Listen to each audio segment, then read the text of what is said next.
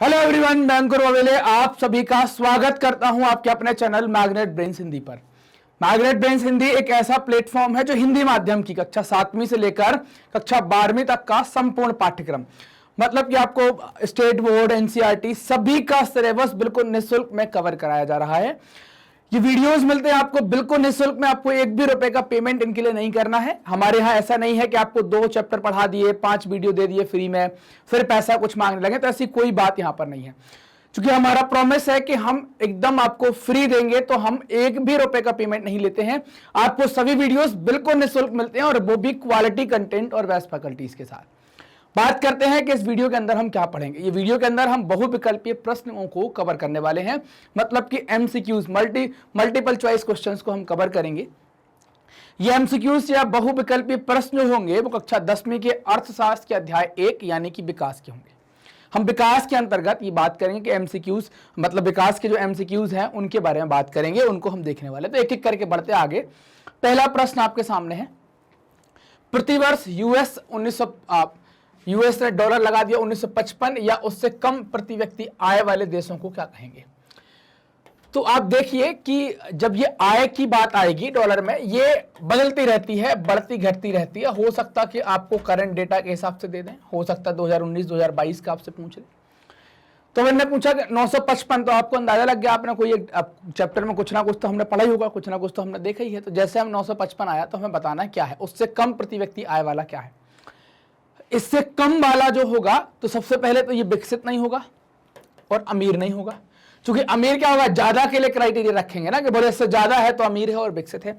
तो कम की बात आई तो सबसे पहले ये 2 हमने हटा दिए, बच्चे 2 हमारे, तो अपन ने 2 ऑप्शन हटा दिया। अब क्या है, 50-50% की बात आ गई यहाँ पर।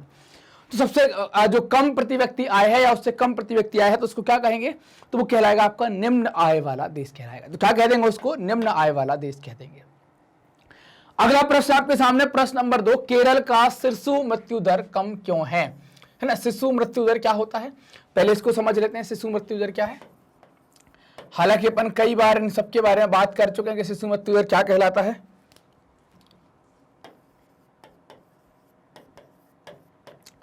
इसका मतलब यह है कि जो भी उस साल का डाटा ले रहे हैं, तो 1000 बच्चे जो पैदा हुए हैं, इन 1000 बच्चे जो पैदा हो गए हैं, इनमें से कितने बच्चे ऐसे हैं जिनकी मृत्यु हो गई है, जिनकी क्या हो गई है, मृत्यु हो गई है, लेकिन उनकी उम्र कितनी नहीं हो पाई है, 1 वर्ष से कम है। तो अब जब ये अनुपात निकालते हैं तो वो शिशु मृत्यु दर निकल कर आता है। तो यहां पर बताना है केरल का कम क्यों है। कम का मतलब क्या है कि वहां पर बच्चे नहीं मर रहे। इसका मतलब क्या हो गया कि भाई यहां पर 2 चीजें होंगी, स्वास्थ्य की सुविधाएं बहुत अच्छी होंगी, स्वास्थ्य की सुविधाएं बहुत अच्छी होंगी, लोग पोषण स्तर लोगों का अच्छा होगा, तभी तो स्वास्थ्य सुविधाएं अच्छी होंगी। मतलब बीमारी आ रही तो इलाज हो जा रहा है और लोग अच्छा खा पी रहे हैं। तो क्या होगा यहाँ पर, यहाँ की जलवायिकाएं स्थिति अच्छी है, यहाँ पर्याप्त आधारभूत संरचनाएं हैं, यहाँ मूल स्वास्थ्य एवं शिक्षा सुविधाओं का प्रावधान है। मतलब यहाँ पर आपको ये वाली बात के बारे में बात करना। ऑप्शन नंबर 3 क्या हो जाएगा, करेक्ट। यहाँ मूल स्वास्थ्य एवं शिक्षा सुविधाएं उपलब्ध है या इनका प्रावधान है। अगला प्रश्न है, प्रश्न नंबर 3, देश की प्रति व्यक्ति आय उसकी गणना करके निकाली जा सकती है। किसकी गणना करके निकाली जा सकती है, उसकी तो कह दिया उन्होंने, किसकी, व्यक्ति की कुल आय, देश की कुल जनसंख्या से राष्ट्रीय आय को विभाजित करके, वस्तुओं और सेवाओं की कुल कीमत और देश का कुल निर्यात। तो इसमें हम क्या निकालें, कैसे निकालते, तो ऑप्शन नंबर बी सही होगा। मतलब जो देश की जो आय आएगी, हम क्या लिखते हैं यहां पर, देश की आय, और डिवाइड कर दें किससे, कुल जनसंख्या से। डिवाइड किससे कर दें, कुल जनसंख्या से। तो जो आएगी वो क्या हो जाएगी, उसको कह देंगे प्रति व्यक्ति आय। क्या कह देंगे, प्रति व्यक्ति आय। समझ में आ गई बात। तो ये 4 ऑप्शन है, ए बी सी डी। तो इसमें आप क्या देख लेंगे, ऐसा यहां पर निकल कर आ जाएगा। क्लियर। अगला प्रश्न नंबर 4 आपके सामने, शिशु मृत्यु दर क्या सूचित करती है। अभी हमने जब शिशु मृत्यु दर पर बात करी, केरल में कम क्यों है, तो हमने बात करी थी क्या सूचित करती है, 7 वर्ष या उससे आयु के लोगों में साक्षर जनसंख्या, या उससे अधिक आयु के लोगों में, है ना, यहाँ पर आयु 7 वर्ष या उससे अधिक की बात आनी है। तो ये तो साक्षरता पर काउंट करते हैं। कब काउंट करते हैं, साक्षरता जिसको आप लिटरेसी कहते हैं, वहां पर हम देखेंगे किसी वर्ष में पैदा हुए 1000 जीवित बच्चों में से 1 वर्ष की आयु से पहले मर जाने वाले बच्चों का अनुपात, किसी वर्ष में पैदा हुए 1000 जीवित बच्चों में से 1 वर्ष की आयु से पहले मर जाने वाले बच्चे, ये वाली बात है। चूंकि मृत्यु दर आ रही है तो मरने की बात आ गई तो वो हो गया। स्कूल जाने वाले कुल बच्चे, तो यहां पर तो मृत्यु दर है ना, स्कूल जाना तो अलग चीज हो गई, तो ये नहीं होगा। मृत्यु दर है, यहां पर साक्षरता की बात हो रही है, ये नहीं होगा। 1 वर्ष में जन्म लेने वाले कुल बच्चों की संख्या, जन्म की बात नहीं, मरने की बात कर रहे हैं, तो ऑप्शन नंबर बी क्या हो जाएगा, करेक्ट। और हमने इसका डिटेल भी देख लिया था, क्या है कि 1000 बच्चे जो जीवित पैदा हुए हैं उनमें से कितने ऐसे हैं जो 1 साल होने के पहले मर गए। इनकी हम एक दर निकालते, इनका एक अनुपात निकालते, उसको शिशु मृत्यु दर कहते हैं। बस शर्त इसमें क्या है कि बच्चे की उम्र 1 साल नहीं होनी चाहिए, 1 साल के पहले अगर उसकी डेथ हो गई है तो काउंट करते हैं इसमें। अगला सवाल है सवाल नंबर 5 या प्रश्न नंबर 5, प्रतिवर्ष 12,056 US$ या उससे अधिक प्रति व्यक्ति वाले आय को देश को क्या कहेंगे, अमीर, निम्न आय वाला, विकासशील या उपरोक्त में से कोई नहीं। अधिक की बात आ गई है तो निम्न आय वाला तो नहीं कहेंगे, अधिक की बात आ गई, मैं बताया था कम की आएगी, तो अधिक की बात आ गई तो निम्न वाला तो नहीं कहेंगे। अब क्या कहेंगे, तो उसको कहते हैं अमीर देश। क्या कहलाएगा, वो अमीर देश कहलाएगा। अगला प्रश्न है प्रश्न नंबर 6, आर्थिक विकास को मापने की सबसे सामान्य विधि कौन सी है। आर्थिक विकास कैसे मापेंगे, लाभ हानि के माध्यम से, आय के माध्यम से, बिक्री के माध्यम से, आयात निर्यात के माध्यम से। तो तरीका है आय, प्रति व्यक्ति आय निकाल लेंगे, देश की आय पता कर लेंगे तो पता चल जाएगा भाई आपका आर्थिक विकास हो रहा है या नहीं। अगला प्रश्न है प्रश्न नंबर 7, भूमिहीन ग्रामीण मजदूरों के विकास के लक्ष्य क्या है।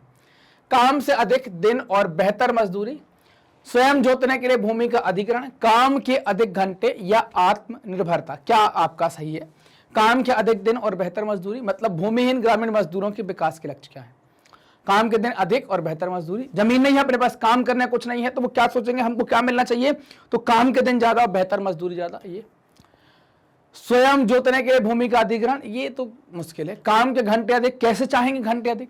आत्मनिर्भरता, ये भी नहीं होगा। तो क्या हो जाएगा, ऑप्शन नंबर ए जो है वो करेक्ट आंसर हो जाएगा। क्लियर बात। अगले प्रश्न की तरफ चले। प्रश्न नंबर 8, स्थिर आय किससे प्राप्त होती है ना, स्थिर आय आपकी किससे प्राप्त होती है।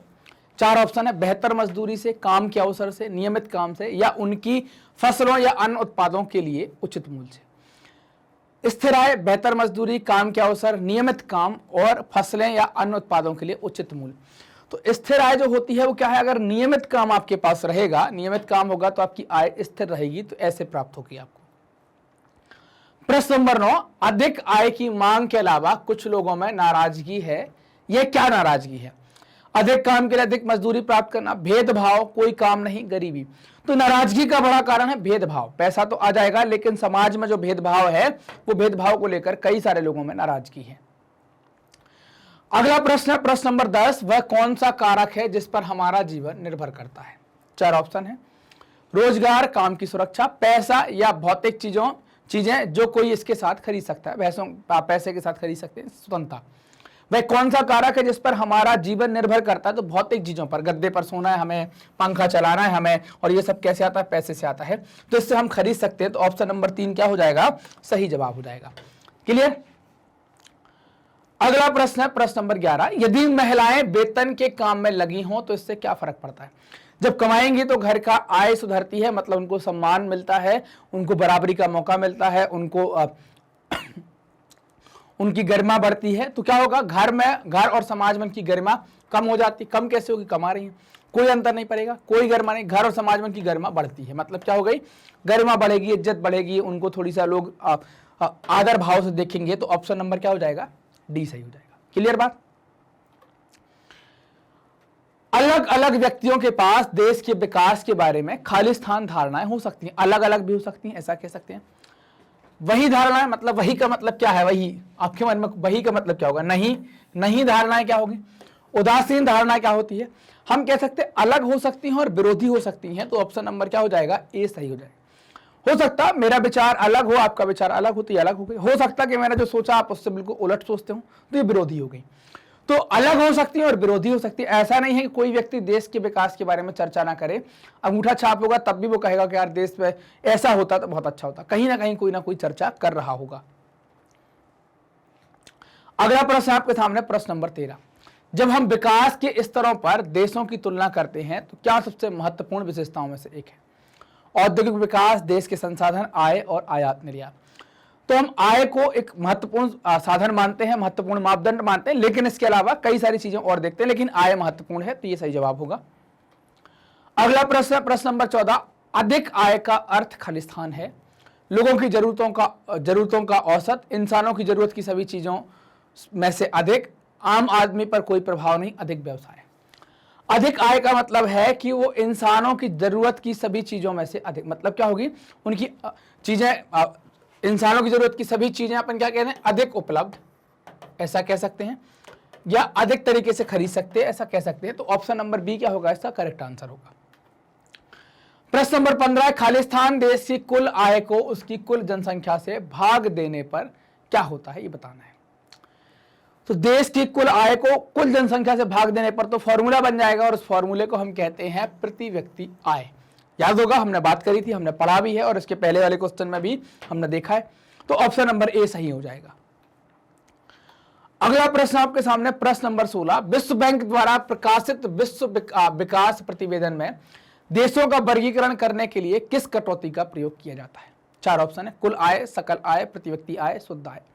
इनमें से बताना है क्या है कि आप किसका उपयोग करते हैं, कुल आय का, सकल आय का, प्रति व्यक्ति आय का, विश्व विकास प्रतिवेदन के अंदर। तो यहां पर क्या करते हैं, प्रति व्यक्ति आय को मानकर चलते हैं, मतलब आय का एक साधन है।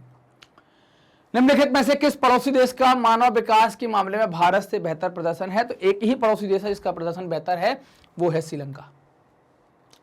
श्रीलंका का प्रदर्शन हमसे अच्छा है, ओवरऑल हर चीज में बेहतर हमने देखा था, हमने चैप्टर में पढ़ा था। तो आंसर क्या होगा, श्रीलंका होगा। अगला प्रश्न आपके सामने, प्रश्न नंबर 18, 2017 में प्रति व्यक्ति आय, यूएस खालिस्तान प्रति व्यक्ति आय और उससे अधिक आय वाले देश को अमीर कहते हैं। अभी देखा था अपन ने 12,056 ऐसा कुछ, याद होगा। इसके पहले एक सवाल किया है, तो क्या हो जाएगा, 12,056 यूएस डॉलर क्या हो जाएगा, सही जवाब हो जाएगा। अगला प्रश्न है आपके सामने, हरियाणा, केरल और बिहार की प्रति व्यक्ति आय के आंकड़ों से किस राज्य की प्रति व्यक्ति आय ज्यादा थी। तो हमने इसमें देखा था कि इसमें हरियाणा की प्रति व्यक्ति आय ज्यादा थी, सॉरी कम बताना है, सॉरी है ना, सवाल पूरा पढ़ना चाहिए, जैसे अपन ने जल्दबाजी में गड़बड़ कर दी ना, सवाल पूरा पढ़ना चाहिए। कम के बारे में बात करनी है, तो कम किसकी थी, बिहार की थी, तो बिहार सही जवाब है। और अगर यहाँ कम की जगह वो ज्यादा कर देते, जो अपन ने सवाल पहले समझ लिया था, तो ज्यादा के लिए आंसर क्या हो जाता, हरियाणा हो जाता। लेकिन कम पूछा है तो कम के लिए क्या हो जाएगा, बिहार हो जाएगा। क्लियर बात। अगला प्रश्न, प्रश्न नंबर 20, भारत किस श्रेणी में आता है, उच्च आय वाले देश, निम्न मध्य आय वाले देश, कम आय वाले देश, उच्च मध्य आय वाले देश। तो हम निम्न तो नहीं है, कम आय वाले तो नहीं है, उच्च आय वाले भी नहीं है, तो हम किस में आ जाएंगे, हम निम्न मध्य आय वाले देश में आ जाएंगे कि हम भाई थोड़ा सा ठीक चल रहा है हमारा, बहुत नीचे नहीं बहुत ऊपर नहीं, वैसा है। 2017 में भारत की प्रति व्यक्ति आय कितनी थी, ये बताना है। 4 ऑप्शन है, यूएस में 1950, यूएस 1880, 1930 और 1820। तो इसमें से क्या हो जाएगा, ऑप्शन नंबर डी जो है वो सही हो जाएगा। क्या बता देंगे इसमें, 1820 जो है वो प्रति व्यक्ति आय थी। हरियाणा, केरल और उत्तर प्रदेश की तुलनात्मक आंकड़ों में से किस राज्य की साक्षरता दर सबसे अधिक है। हरियाणा, केरल में से साक्षरता दर आपको बतानी है, तो 3-4 राज्य लिए हैं। तो आप देखें, केरल की 90% प्लस 96% हमने देखी थी, वर्तमान में 99%। हरियाणा हमने 80 के आसपास, यूपी की थोड़ी सी कम है। तो आप देखेंगे क्या है, केरल सर्वाधिक था, तो सही जवाब क्या होगा, केरल हो जाएगा। क्लियर बात। केरल में शिशु मृत्यु दर कम क्यों है, शिशु मृत्यु दर केरल में कितनी थी, तो आपने देखा होगा, हमने पढ़ा है 7 थी। बुनियादी स्वास्थ्य और शैक्षिक सुविधाओं का पर्याप्त प्रावधान, उपयुक्त जलवायु, प्रदूषण मुक्त वातावरण, अच्छा पानी। तो ऑप्शन नंबर ए सही है, स्वास्थ्य सुविधाएं तगड़ी हैं, इस कारण से जो शिशु मृत्यु दर है वो कम है। पिछले 1 दशक में विकास के एक उपाय के रूप में आय के साथ साथ खालिस्तान संकेतकों का व्यापक रूप से उपयोग किया जाने लगा है। किसका करने लगे हैं, तो स्वास्थ्य और पोषण, स्वास्थ्य और शिक्षा, बाल विकास और मानव विकास। तो स्वास्थ्य और शिक्षा को शामिल करने लगे हैं, सॉरी स्वास्थ्य और पोषण को शामिल करने लगे हैं। तो ऑप्शन नंबर ए क्या हो जाएगा, सही हो जाएगा। पिछले विकास के उपाय में स्वास्थ्य और पोषण, मतलब हेल्थ कैसी है, आपको खाना कैसे मिलता है, तो इसको भी हम शामिल करने लगे हैं विकास के पैमाने पर। शिक्षा तो साथ में थी पहले से ही, जैसे यूएनडीपी ने स्टार्ट कर दिया था। मानव विकास रिपोर्ट 2018 के अनुसार संयुक्त राष्ट्र विकास कार्यक्रम भारत की तुलना में किन 2 देशों में जन्म दर अधिक है। हमारी तुलना में कौन से 2 देश हैं जिनके यहाँ जन्म दर अधिक है, श्रीलंका म्यांमार में, पाकिस्तान नेपाल में, पाकिस्तान बांग्लादेश में, नेपाल और बांग्लादेश में। नेपाल और बांग्लादेश में जन्म दर भारत की तुलना में अधिक है। ये दो देश ऐसे हैं जहां पर जन्म दर आपको ज्यादा देखने को मिलेगी। प्रति व्यक्ति आय की गणना सभी देशों के लिए खालिस्तान में की जाती है, तो हम डॉलर में करते हैं ताकि वेरिएशन ना आए, बदलाव ना हो, सभी जगह एक समान रहे, इस कारण से डॉलर में करते हैं।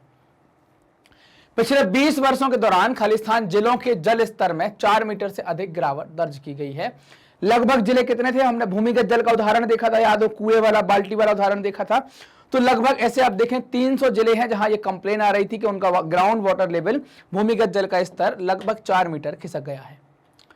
अगला प्रश्न है प्रश्न नंबर 28। देश का लगभग खालिस्तान अपने भूजल भंडार का अति प्रयोग कर रहा है। 2/3, 1/3, आधा और 1/4 कितना कर रहा है? तो लगभग 2/3 लोग भूजल का बहुत ज्यादा प्रयोग कर रहे हैं, अति प्रयोग कर रहे हैं, जरूरत से ज्यादा प्रयोग कर रहे हैं।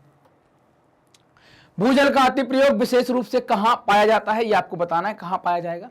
असम में, शिलोंग में, पंजाब में, कर्नाटक में। पंजाब में पाया जाएगा क्योंकि हरित क्रांति के द्वारा पंजाब में, हरियाणा में, पश्चिमी उत्तर प्रदेश में यहां पर अधिक सिंचाई करते हैं, तो यहां पर भूजल का अधिक प्रयोग करते हैं। भूजल खालिस्तान संसाधनों का एक उदाहरण है अक्षय, गैर नवीनीकरण, संचित और रिजर्व। तो भूजल को आप अक्षय कह सकते हैं, या यहां पर अक्षय की जगह नवीकरण भी लिखा आ सकता है,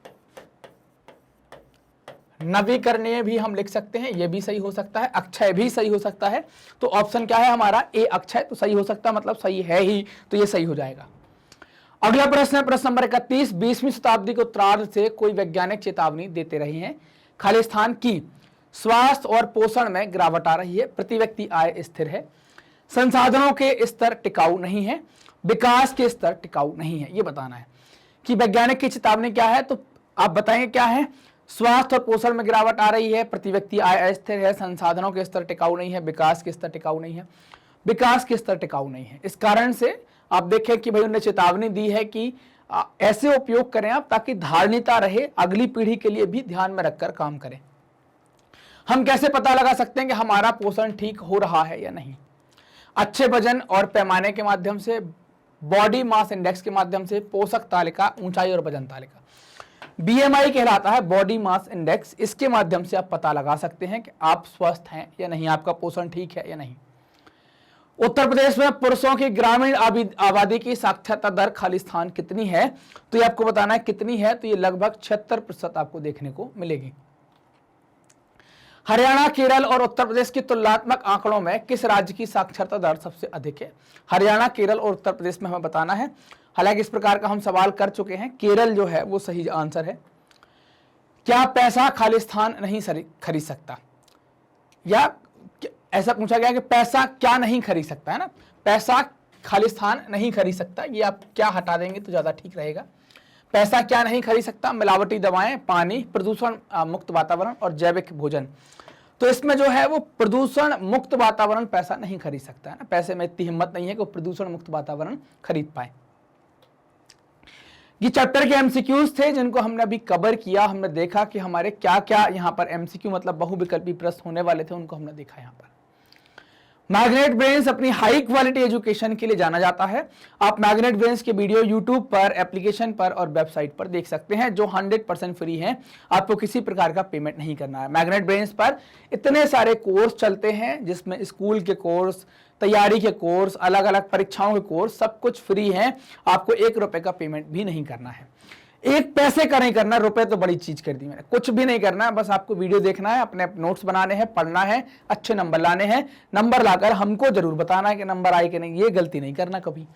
आप हमसे सोशल मीडिया प्लेटफॉर्म से भी जुड़ सकते हैं, डिफरेंट सोशल मीडिया प्लेटफॉर्म पर जुड़ सकते हैं, यूट्यूब पर, फेसबुक पर, इंस्टा पर, ट्विटर पर और टेलीग्राम पर। मैग्नेट ब्रेन सर्च करेंगे, हम मिल जाएंगे। ये वीडियो आप जो देख रहे हैं वो मैग्नेट ब्रेन्स हिंदी पर देख रहे हैं, जहां पर हिंदी माध्यम का संपूर्ण पाठ्यक्रम कवर कराया जाता है। तो वीडियो आप देख रहे हैं तो हमारे चैनल यानी कि मैग्नेट ब्रेन्स हिंदी को सब्सक्राइब करें, वीडियो को लाइक करें, अपने दोस्तों के साथ शेयर करें ताकि इसकी रीच बढ़े, लोगों के पास तक पहुंचे, लोग इसको देखें और अपना जो उनकी स्कूली शिक्षा का स्तर है उसको सुधार करें और ये फ्री एजुकेशन ही क्रांति में आप भी भाग लें। कमेंट करें, कमेंट कर आप अपने डाउट पूछें और आप हमें भी बताएं कि आपको वीडियोस कैसे लग रहे हैं। मिलते हैं अगले वीडियो में, तब तक अपना ख्याल रखिए, ध्यान रखिए, पढ़ते रहिए और मस्त रहिए। धन्यवाद।